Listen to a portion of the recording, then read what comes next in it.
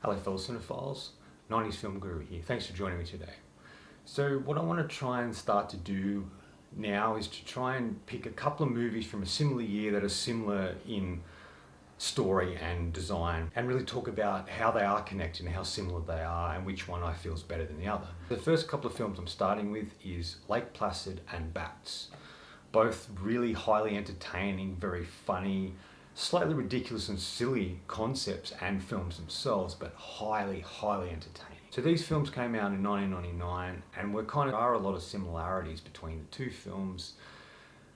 And I just really like how there's two films that are similar but different, and one's more effective than the other, but they're still both highly entertaining. So Lake Placid follows the story of a giant man-eating crocodile who attacks innocent people in a small town in Maine. Paleontologist Kelly Scott, played by Bridget Fonda, is sent to investigate. Only thing is, she's never really been in the field before. She is joined by a dysfunctional group of so-called experts who have to work together to end this giant beast's reign of terror.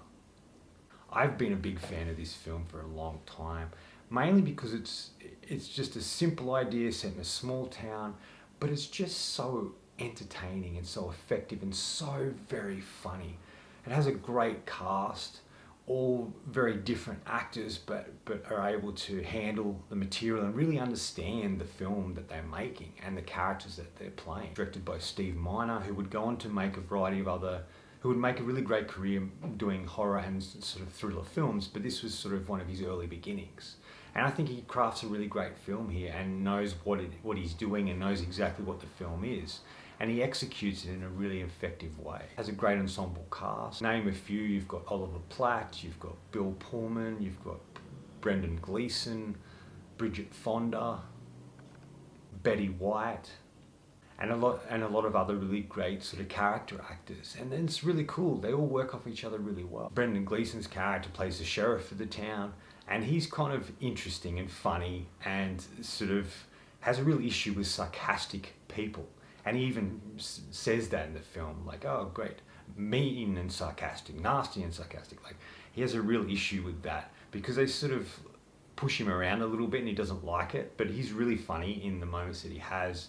And he has some really great scenes in the film, and he works off the other cast really well. Oliver Platt plays sort of an eccentric billionaire who's sort of, in his free time, or something he does is he travels the world chasing crocodiles and swimming with them and studying them. And he does have knowledge, but the way he goes about it is kind of a bit silly, and he really grinds Brendan Gleeson's character because of who he is. And I love that. And Platt does what he does best in these sort of films. He's very funny and entertaining, but he injects a lot of great moments in the film because he is very funny. Bill Pullman, who I'm a huge fan of and have been since Independence Day and a variety of other films he's done. He's really great here. He plays Jack Wells, the fishing and wildlife officer, who's really trying to work out what's going on and knows a little bit about the sort of habits of these particular creatures and doesn't realise how big this thing actually is. And I think him and Bridget Fonda have a really great chemistry together. They're really great on screen together. I really like that about them.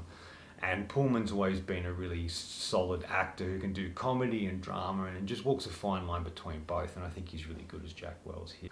Betty White, when she was alive, was extraordinary, and this is definitely one of her sort of fun roles. What I've always liked about Betty White is she seems so quiet and innocent and nice, but she always sort of can play really nasty, sort of sarcastic characters, and is really intense, and she's great here. She offers a lot of humour. She goes after Brendan Gleeson's character a lot and gives him a hard time, and another sarcastic character that he has a hard time with, but I really love that about her. And she's the one feeding this crocodile, and you know, her husband disappears. Like, there's all these things that happen in the film and she's a big catalyst for it. She only has a couple of scenes, but she shines in those scenes. She's a very funny lady, sorely missed, but this is a great example of her talent as playing outside of the characters she usually is known for. But my favourite character in the film is Kelly Scott, played by Bridget Fonda. I'm a huge Bridget Fonda fan. I'm sad that she only did a handful of films and sort of retired and disappeared, because she was really great. Besides this, you had Single White Female, you had It Could Happen to You, Jackie Brown. There's like a whole heap of films that she did I really love, but this is probably one of my favourite performances by her. She's very funny.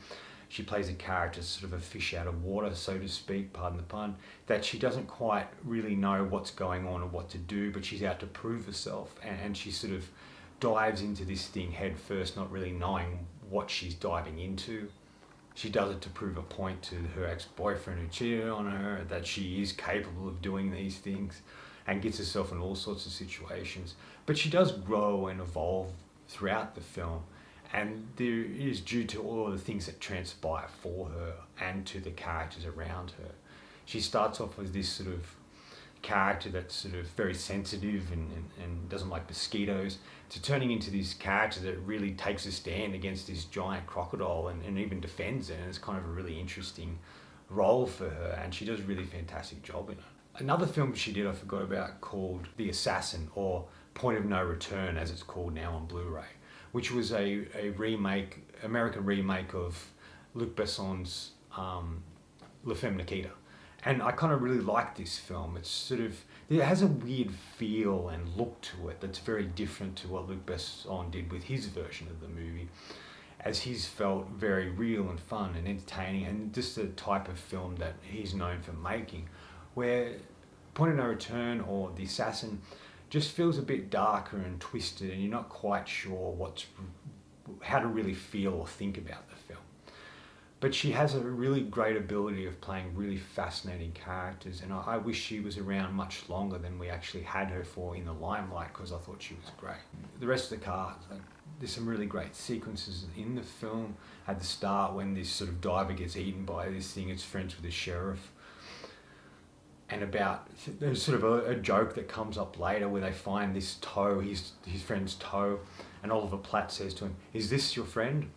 And Brendan Gleeson, without missing a beat, going, "I remember him being taller." So there's a lot of really great little sort of in-jokes in that. And just like, even Brendan Gleeson's character gets caught up in this sort of trap, and what transpires in that scene is really great. He's very funny in the film, and I really like all the characters and how they work within the film and the story, and just how they bounce off each other. It felt like there was a lot of fun being had on this film. Like, I bet you it was a real hoot to direct for Steve Miner, but also for the cast to be involved in. I like films like this that don't take themselves too seriously, but seriously enough. And films that sort of know what it is and know the film they're taking, and make the humour come from the environment and the situations the characters find themselves in. And just have all around just pure entertainment and pure fun. The film in its small setting, simple story, and I think it's a very effective movie and highly entertaining. If you haven't seen it, I do recommend it. And the next film is Bats. Now, Lou Diamond Phillips was in this, Dina Myers was in it, and a variety of other people. And it's kind of like very similar to Lake Placid. It's also set in a small town. This sort of thing happens where people get hurt. They bring in this expert to sort of investigate what's really going on, and they become a driving force for the film, and their interactions with it. The relationship between Dina Myers' character and Lou Diamond Phillips' character in the film feels like Bridget Fonda and Pullman's characters in Lake Placid. And it's also set in a small town, and it follows very similar. So that's why I think these films are connected. But Bats I found fascinating. This was a film I don't know if I've seen, or if I have seen it, it's been a long time, I don't really remember it. This film is fantastic. It is so over the top and silly, much like Lake Placid. The only difference is this film takes itself a little bit too seriously and doesn't have fun with the material like they did in Lake Placid. The film follows the story of Sheila Casper, played by Dina Myers, from Starship Troopers and the Saw franchise. She's a zoologist who specialises in bats. They come to her after two people have been attacked, and we find out there's actually been more attacks, and all of it points to being a bat attack, but it doesn't make sense to her because of the simple fact that bats don't eat people. And then we find out a variety of things through it, that they've been sort of engineered, they're experiments, they're a lot smarter than usual bats, they know everything that's going on, and they're quite aggressive and violent. And it's about this small group of people like Lake Placid coming together to try and stop this beast's reign of terror. And that's kind of what it is. It's just a lot more of it. In a lot of ways, it feels like Hitchcock's The Birds, but it has a bit more fun with its material and its sort of storyline. Some of the visual effects aren't great and don't hold up as much as they would have when it first came out, but my favourite part of the film is they actually physically built these bats, and there's sequences with the bats that are fantastic. One of the funniest scenes, and my favourite scene in the whole film, is after everything's happened and they know that these bats are going to attack people, they try and get the townspeople to go into their homes. They won't listen to them. And in one diner, there's this guy eating a hamburger. He's just eating away, and there's a kid playing a video game on the side. Then at the far end of the counter, you just see this bat appear, and it's slowly walking towards him. He doesn't notice it at first as he's enjoying his dinner. And it gets closer and closer and closer. And then by the time he sees it, attacks him. He's absolutely fantastic. It's so funny to see this little bat just slowly walking towards its victim, like you would see a big creature in another film. And I love that. There's many moments with these sort of bats where you get to see them evolve and just who they are, and the characters evolve with them. And there's a great montage sequence that's set to opera music where they're setting up this school with electrifying fences and setting up traps and all this sort of stuff to try and take out these bats, only to realize that the guy who's helping them, another guy, a scientist, is heavily involved in why they are the way they are without them knowing. And he's sort of one of those cocky, silly characters that gets what's coming to him. It's played by Burt Gutton, I think his name is, who was the warden in Shawshank Prison, who in Patch Adams usually plays sort of a dicky, silly, arrogant character, and he definitely plays this, but he gets what's coming to him, which I really loved. Just how they're trying to work out who these bats are, what they're doing. They bring in the military, and the military have no idea, and there's this bureaucratic idiot there who says, we should attack at night when they're out feeding. And that ends really well, as they are nocturnal creatures. Anyway, we won't get into that. There is this really cool, they're not quite sure where these things are hiding, and we find out they're in this old mine. This whole sequence in the mine is great, some great tunnels. When we see Lou Diamond Phillips' character Emmett, Maya's character Sheila, sort of dress up in these suits, and they go into the mine to find where these bats are, and they have to sort of turn this sort of thing on to try and cool them down and ultimately kill them. And just what transpires there, they get attacked by bats, and just I love this idea of this mine. It made me sort of think of, like, I'd love to see a vampire film where they call like a mine home, and sort of sequences happen in that. And that's what this kind of feels a little bit like. It is fun. There is a lot of explosions. But what kind of blew me away a little bit was this film was only made for $5 million. And it's a very effective film. The use, what they're able to accomplish with such a small budget is fantastic. K&B returned doing the practical effects and creating the creature design of the bats, which is really cool. There is a lot of elements to this film that's really effective for such a small budget. Now, it didn't make a lot. It only made 10 million, I think, so it only made its budget back, so it wasn't highly successful.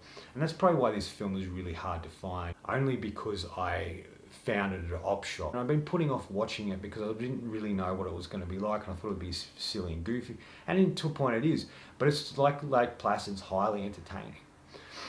For these two films to come out about completely different creatures, but to feel very similar is very unique and interesting. And I know there are a lot of films throughout cinema history where we'll get one film and then another and they're very similar. But there's just something about how these sort of two connect in such interesting ways. Like I mentioned, they're both set in a small town.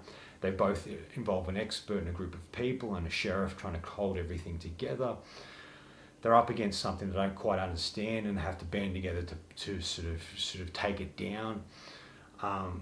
It has a lot of humour and fun in it, and is silly like each other, except Lake Placid has much more fun with its material than the Bats does, but they're sort of on the same plane for that sort of stuff. And it's just pure entertainment. That's what both of them are, and I really love both of these films in different ways. Lake Placid's probably the film I like more, but I love Bats as well, just about what they're able to accomplish and how much fun they do have, even if they do take themselves a little too seriously. I think all the cast is great. What set me on watching this was I saw an interview with Lou Diamond Phillips on the Inside of You, Michael Rosenbaum podcast, and it sort of set me on wanting to watch his films again, and I will be rewatching Young Guns and doing reviews of probably Young Guns 1 and 2 as one video. But there's just something about returning to him as an actor I really like, and he's great in this. He's believable as this sheriff. Even though he's in this sort of strange and odd circumstances, he's very believable in the character he's playing. And he offers some great moments, and there is some funny moments in it that he provides as well. Dina Myers is another actress I've really liked for a long time. She hasn't done a lot, but she's really great here. She's a standout.